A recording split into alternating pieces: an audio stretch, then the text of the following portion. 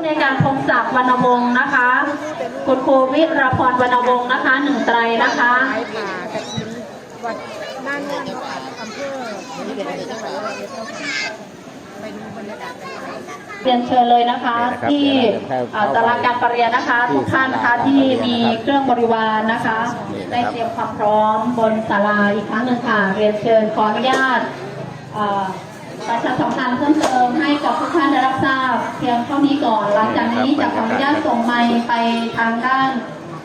บนศาลาการประเรียนนะคะเพื่อประกอบพิธีนำลำดับขั้นตอนต่อไปค่ะขอกราบขอบพระคุณไว้ณโอกาสนี้อีกครั้งหนึ่งค่ะสาธุค่ะนี่เป็นศาลาการประเรียนนะครับที่จัดการงานบุญกฐินนะครับ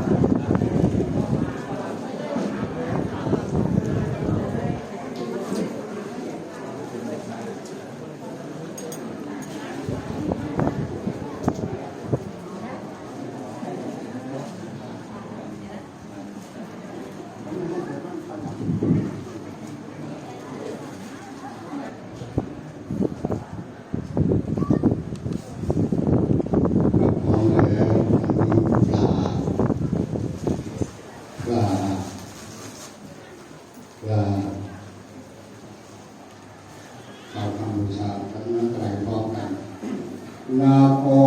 ตัสสะภะคะวะโตอะระหะโต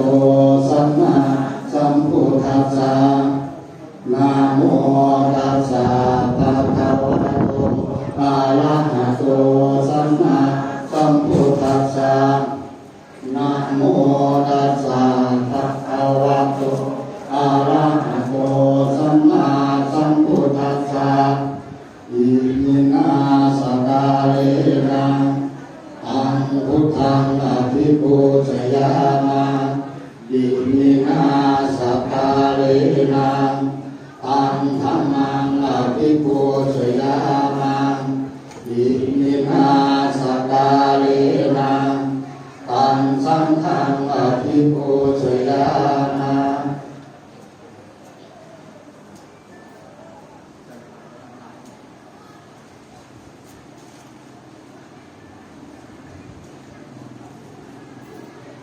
วัดว่าอะระหังสัมมาสัมพุทโธภะคะวะพุทธังภะคะวันตังอภิวาเทสวากขาโตภะคะวะตาธัมโมธัมมังนัมสสามิสุปฏิปันโนภะคะวะโตสาวกสังโฆสังฆังนะมามิมายังมันเตวิสุงรัตนาทายาติสรเนนะสหะปัญจศีลานิยาตามาทุติยัมปิมายังมันเต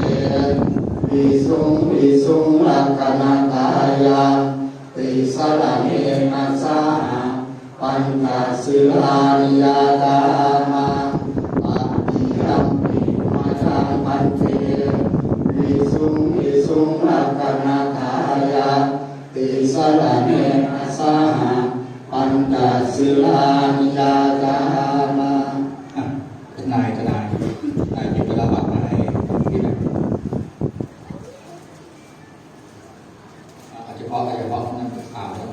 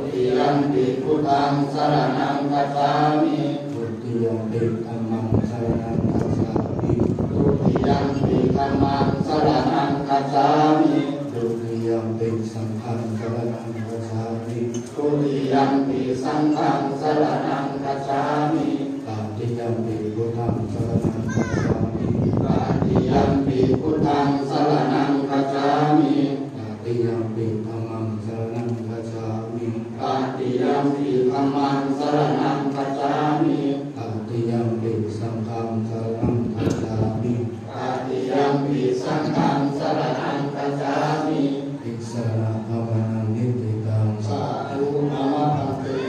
ปานาติปาตาเวรมณีสิกขาปะทังสมาธิยามิปานาติปาตาเวรมณีสิกขาปะทังสมาธิยามิอัตถินาทานาเวรมณีสิกขาปะทังสมาธิยามิอาทินนาทานาเวรมณีสิกขาปะทังสมาธิยามิกาเมสุมิจฉาจาราเวรมณีสิกขาปะทังสมาธิยามิกาเมสุมิจฉาจาราเวรมณีสิกขาปะทังสมาธิยามิมุสาวาทาเวรมณีสิกขาปะทังสมาธิยามิมุสาวาทาเวรมณีสิกขาปะทังสมาธิยามิสุราเมรยมัสสะปมาทฐานาเวรมณีสิกขาปะทังสมาธิยามิสุราเมรยมัสสะปมาทฐานาเวรมณีสิกขาปะทังสมาธิยามิอิมานิปัญจสิกขาปะทานิทีเลนะสุขติยันติสาธุทีเลนะโภคสัมปทาสาธุทีเลนะนิพุติยันติตัสสมาสีลังวิโสทัพเยสาธุอิมานิปัญจสิกขาปะทานิสมาธิยามิทุติยัมปิอิมานิปัญจสิกขาปะทานิสมาธิยามิตัตติยัมปิอิมานิปัญจสิกขาปะทานิสมาธิยามิ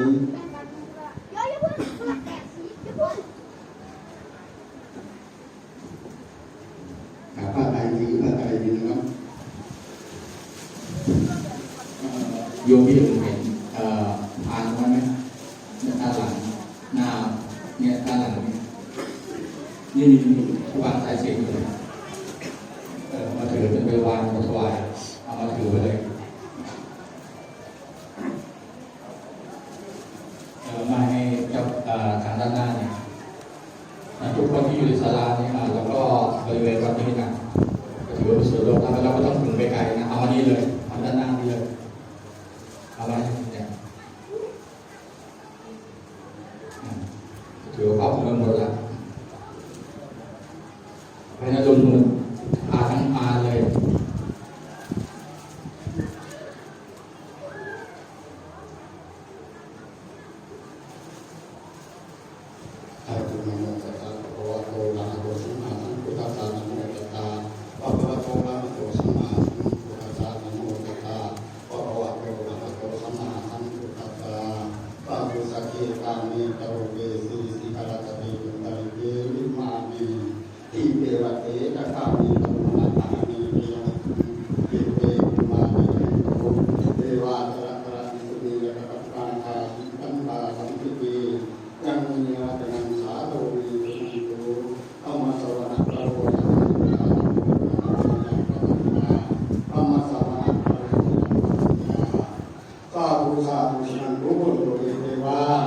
สังฆาสนังกตาบุราเทพยดาเจ้าทั้งหลายที่ง่ายงานกันดูมันใหม่จะกำลังจะต้องเราเรียนเดินทางปาดนามแรงองค์ธรรมมหาสมุทรแรงหนึ่งเทวดาเจ้าทั้งหลายอยู่ยังดูดีการสิงได้บ้ายับกำปัดกิโมระอาอาคาเนไกไก่ภูขาทั้งหลายท่านที่สารัญญาปาไม่เคยถึงพระราสังขณะได้ส่งเสียงสีโยปานในโสทำไปถึงวันเทวดาเจ้าทั้งหลายได้ยินแล้วโปรดลงใจลงมาสู่คืนชมพูเทวดาเจ้าทั้งหลายที่อยู่ภูผาป่าไม้ในน้ำในถ้ำในดิ่งจุดหน้ามาตอนเทวดาเจ้าทั้งหลายที่รักษาที่ป่าพันธุ์และภูผาป่าพันธุ์น้ำในไก่โตเทวดาเจ้าทั้งหลายที่รักษาในกรุงเทพไป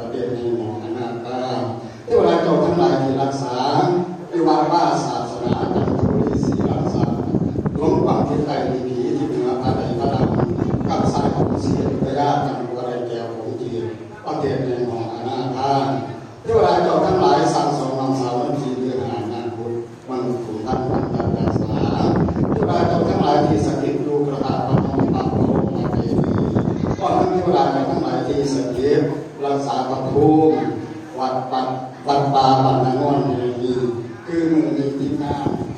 คณะองค์การมหาปฏิญาธรรมะ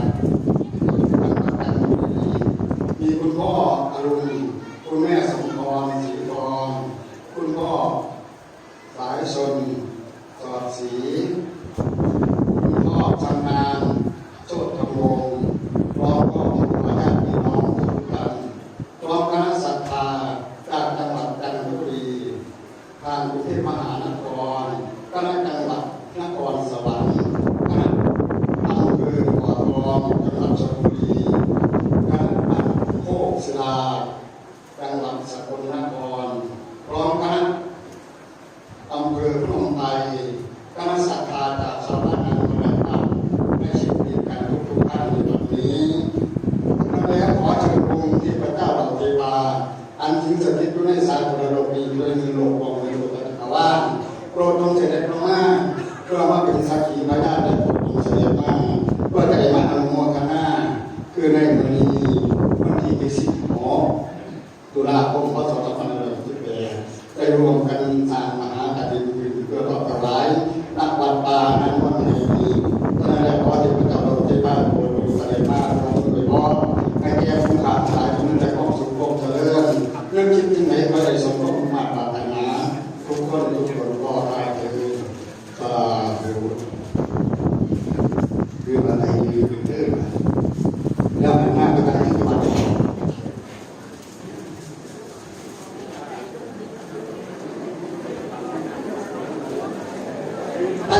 ถ้าอยู่ไม่ได้ไม่เป็นไรนะครับ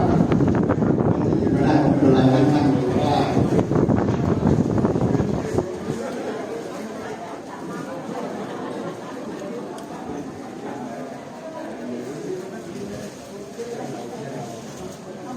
พร้อมแล้วเนาะ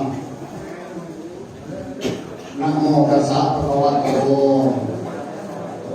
อะระหะโตสัมมาสัมพุทธัสสะนะโมตัสสะภะคะวะโตอะระหะโตสัมมาสัมพุทธัสสะนะโมตัสสะภะคะวะโตอะระหะโตสัมมาสัมพุทธัสสะสัพเพเทวาอะนุโมทันโตบุรพารัสมิงทิสาภาเยสันติภูตามาหิทิกาข้าแต่เทวดาเจ้าที่สถิตประจำอยู่ที่บุรพาบุรมาทิสังพระตักพระโสพระพุทธเจ้าทั้งหลายขออัญเชิญท้าวทัตตะพระตักมหาราชที่สถิตประจำอยู่ที่บุรพาโปรดจงเสด็จมาเพื่อเป็นสักขีพยานคือในวาระโอกาสแบบนี้ข้าพเจ้าทั้งหลายพร้อมแล้วด้วยกายวาจาใจในการสร้างคุณงามความดี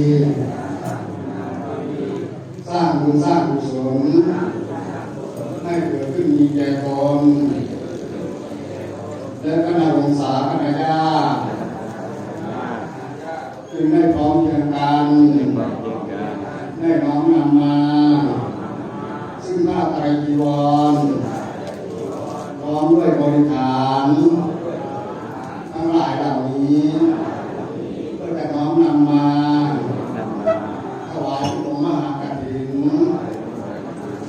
ฉะนั้นขอให้เทวดาเจ้าโปรดจงเสด็จมาเพื่อเป็นสักขีพยานได้มาอนุโมทนาให้แก่ข้าพเจ้าทั้งหลายในบัดนี้นั้นด้วยเถิดในทางมีตาสิงนั่งก็ในเรื่องมีแต่ก็มีอย่างนี้นั่งที่ไหนคือถ้าอยู่ใกล้ท้องอีกออกมาด้วยเวลาข่าวเราจะฟัง พร้อมแล้วสัพเพเทวาอะนุโมทันโต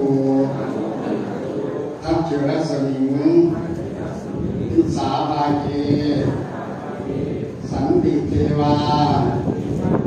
มหิทธิกาข้าแต่เทวราเจ้าที่สถิตประจำอยู่ที่ทักษิณทักษิเนนะวิรุณโกข้าพเจ้าทั้งหลายขออัญเชิญท้าววิรุณกา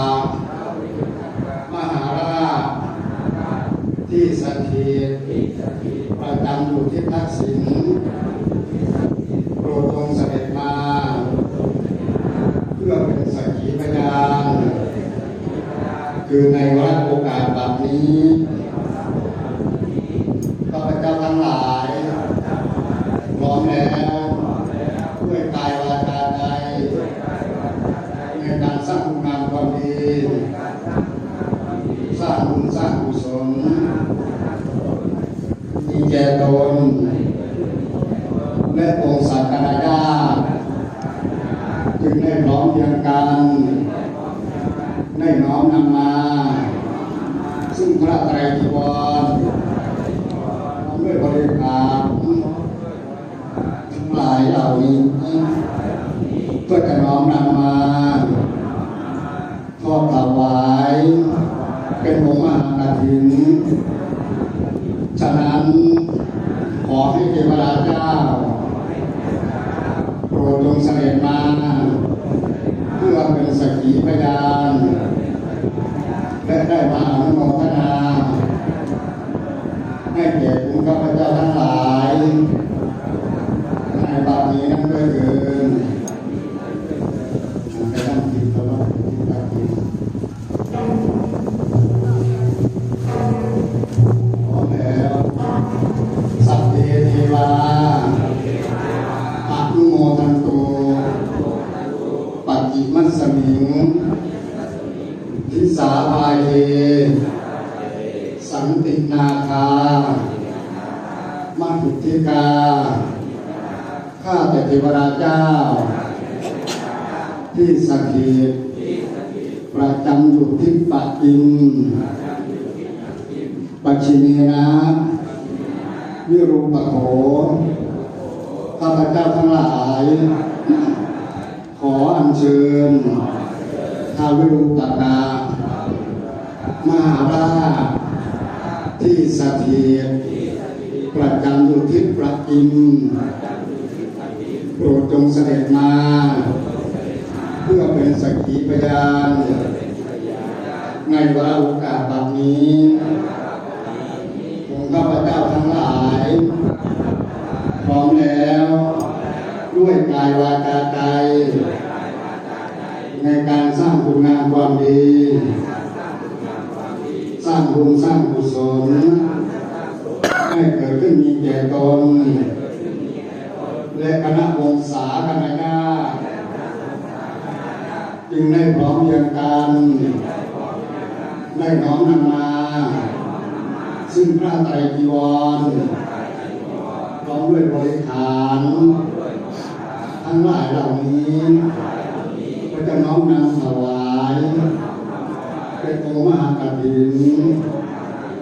ฉะนั้นขอให้เทวราเจ้าโปรดจงเสด็จมาเพื่อเป็นสักขีพยานและได้อนุโมทนาให้แก่คุณข้าพเจ้าทั้งหลายในบัดนี้นั้นด้วยเถิดอันเป็นที่ผู้ดอนที่ดูนะ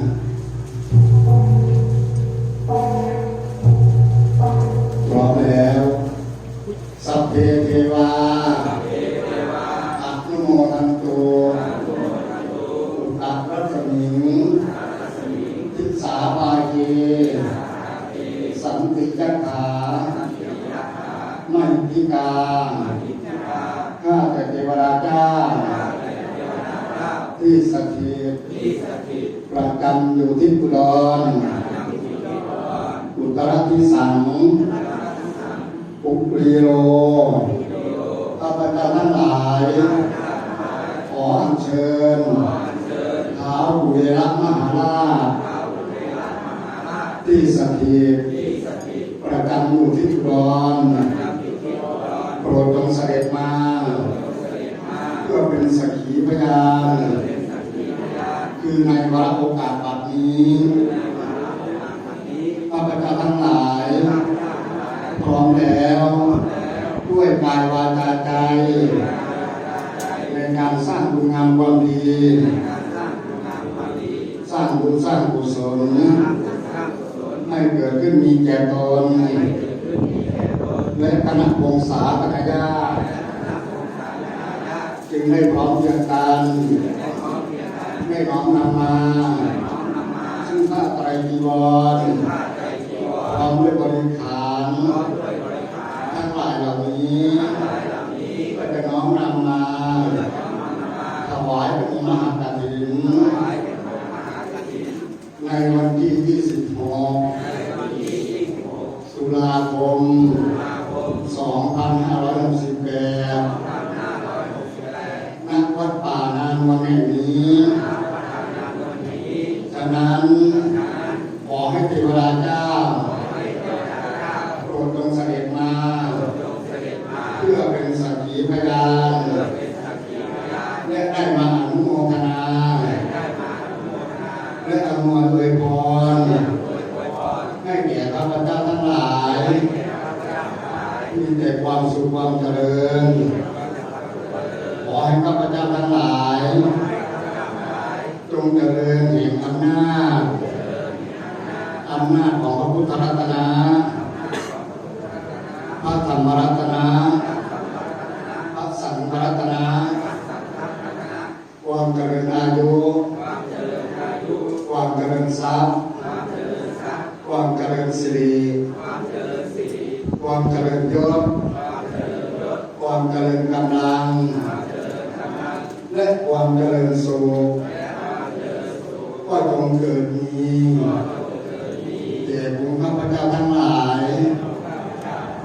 ในบัดนี้นั่งด้วยเถิดอาณาจักรปกติ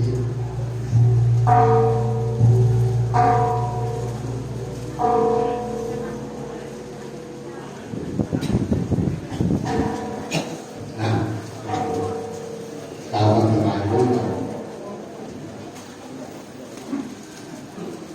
พร้อมแล้วนะโมตัสสะภะคะวะโตอะระหะโตสัมมาสัมพุทธัสสะนะโมตัสสะภะคะวะโตอะระหะโตสัมมาสัมพุทธัสสะนะโมตัสสะภะคะวะโตอะระหะโตสัมมาสัมพุทธัสสะอิมังปันเตสัพพะวารัง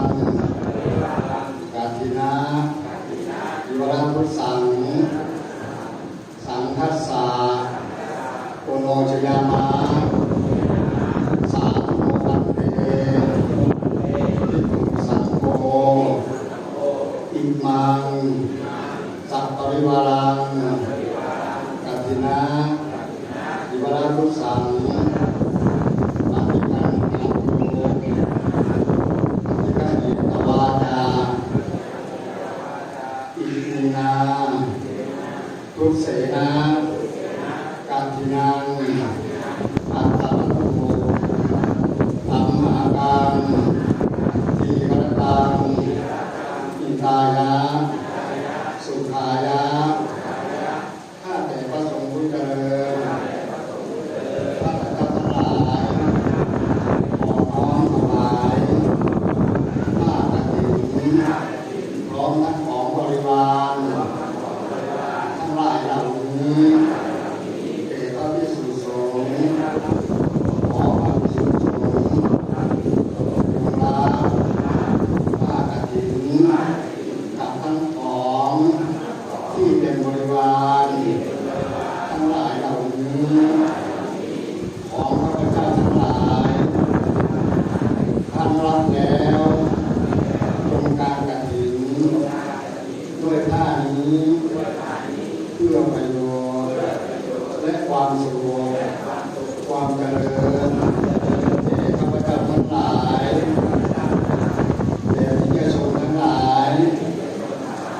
มารดาบิดาเป็นต้นด้วยสิ้นกาลนานเถิดสาธุสาธุสาธุอนุโมทามิ เอาผ้ามาวางไว้เดี๋ยวเอาผ้าไตรผ้ากฐินก่อนผ้ากฐินก่อน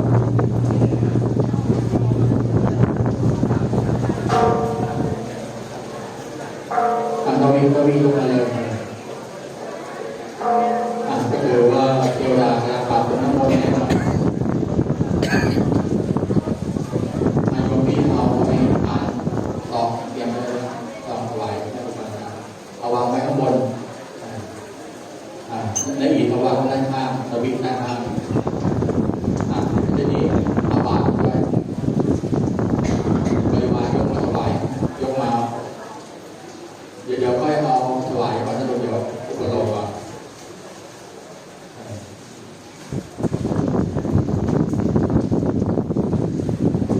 เดี๋ยวให้ยกมาไว้ข้างหน้าก่อนยกมาถวาย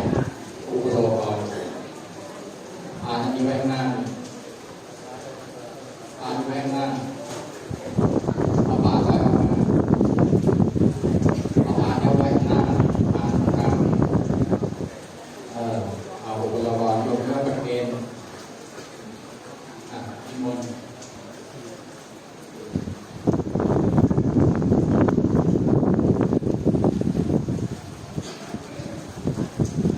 ถ้าจะมีเรื่องการกับทางท่าน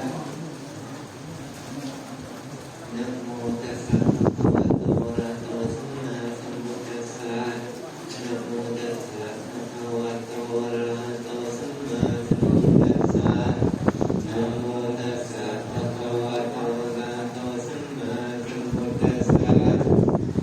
ถ้าปฏิญาณทานจากทางข้าอานิสงส์บริวารทั้งปวงนี้เป็นของคุณพ่ออรุณคุณแม่สมพรสีทองคุณพ่อสายชวนสอดสีคุณพ่อจำนันโชติคำวงศ์คุณพ่อสมพงศ์คุณแม่เฉลียวประตูเงิน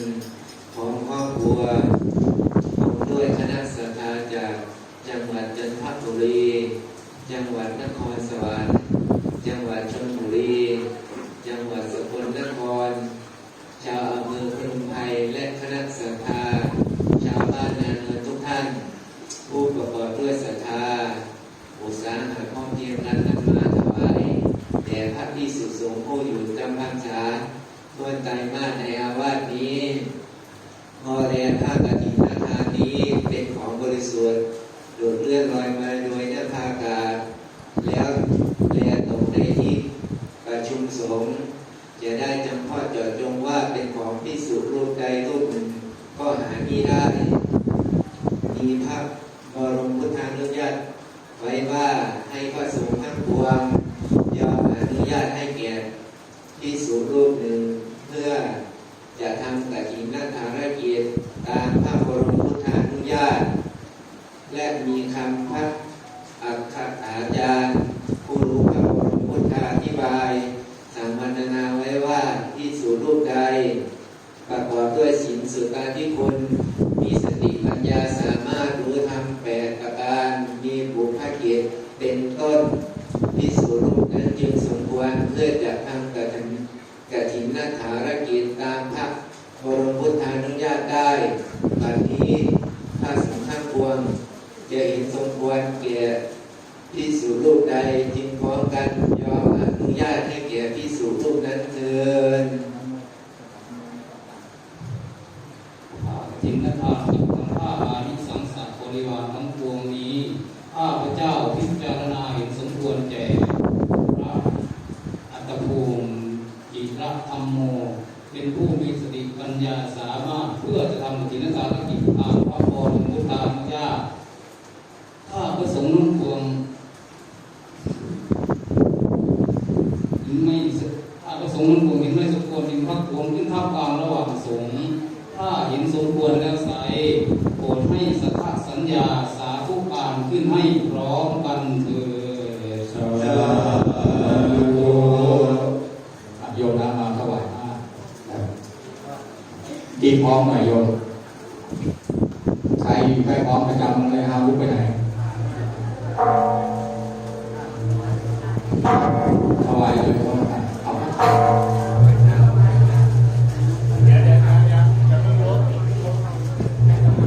ที่ถวายผ้ากฐินก่อนทั้ง3 ชุดเลยทั้ง3 ชุดก่อนนะวางไว้ตรงนี้นะถวายทั้ง3 บาทถวายด้วยจะวิ่งถวายเลยที่เหลือใครที่เป็นเจ้าภาพพระไตรถวายโยมนะเอาบริวารมาด้วยโยมนะทานบริวารกฐินทานใหญ่ทีนี้ใครมีพระไตรก็มาถวายได้เลยเรามา2 แถวนะ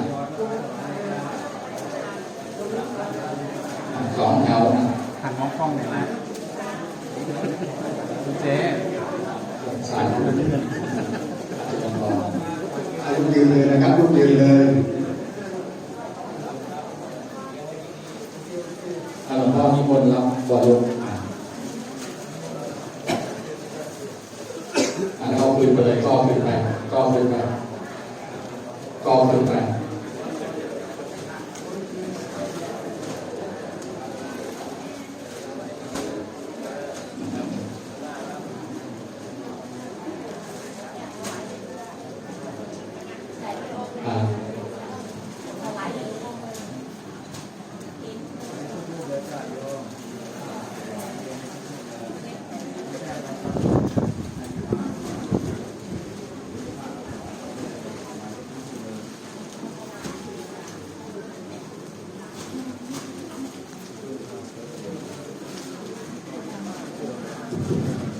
ระหว่างรอที่พระราชทานกำลังพระไตรมาถวายนะคณะแม่ครัวถ้าอย่างไรก็เตรียมกับข้าวไว้1 ชุดนะถวายงานพระครูอาจารย์ที่จะทำยาวทุกที่ตัดเวรนะพอท่านเดินทางไกลนะเองก็เตรียมโต๊ะเตรียมไว้ให้ด้วยนะหนึ่งโต๊ะคณะแม่ครัวรบกวนหน่อย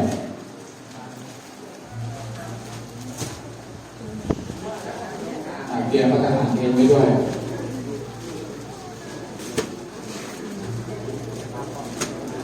โยนน้องตุ้นพอดีคณะแม่ครัวบอกว่าเขาบอกว่าโปรยทานด้านแม่ครัวบ้าง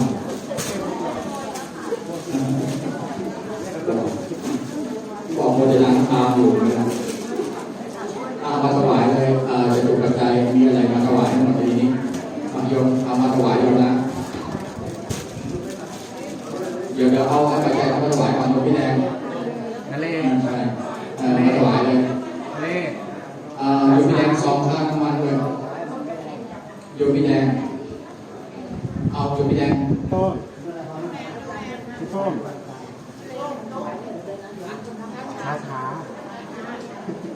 ช้า3 วัด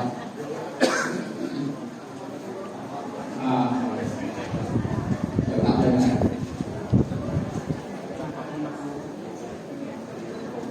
รับไปก่อนรับไปนั่งตั้งไว้นะ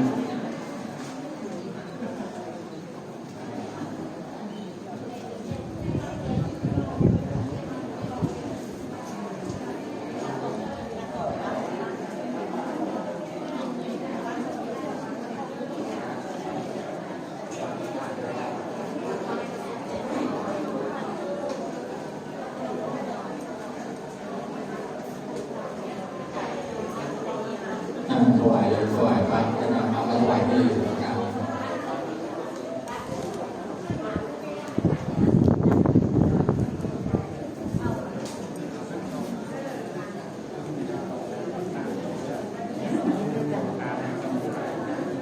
สาคลังเอวะเมวะอิโตทินังเปตานังอุปกปปติ